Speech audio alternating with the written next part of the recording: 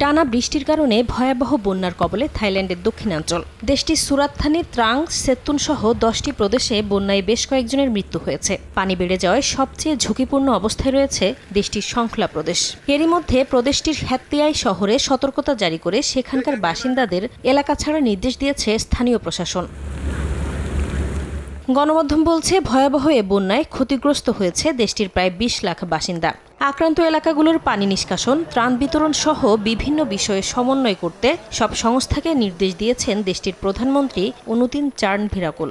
বন্যার কারণে মুখ থুবড়ে পড়েছে দেশটির পর্যটন খাত। ক্ষতি হয়েছে 150 কোটি বাথ। মালয়েশিয়ায় চলমান বন্যায় বাস্তুচ্যুত হয়েছে 8টি অঙ্গরাজ্যের হাজার হাজার বাসিন্দা। দেশটির বিভিন্ন এলাকায় উদ্ধার অভিযান চালিয়ে যাচ্ছে উদ্ধারকারী দল। এমন পরিস্থিতির মধ্যে আরও বৃষ্টির আশঙ্কায় সতর্কতা জারি করেছে দেশটির আবহাওয়া বিভাগ। ভিয়েতনামের মধ্যাঞ্চলে ভয়াবহ বন্যায় মৃতের সংখ্যা বেড়ে 100 ছুঁই। এখনও নিখোঁজ রয়েছেন কয়েকজন। ডাকলাক, খানহোয়া প্রদেশ সহ বিভিন্ন এলাকায় ত্রাণ সহায়তা কার্যক্রম পরিচালনা জোরদার করেছে প্রশাসন। কিছু এলাকায় পানি নেমে যাওয়ায় বাড়িঘরে ফিরতে শুরু করেছেন বাসিন্দারা। বন্যায় প্রায় $341 মিলিয়ন আর্থিক ক্ষতি হয়েছে বলে জানিয়েছে দেশটির সরকার। নাসরিন রুমি, সময় সংবাদ।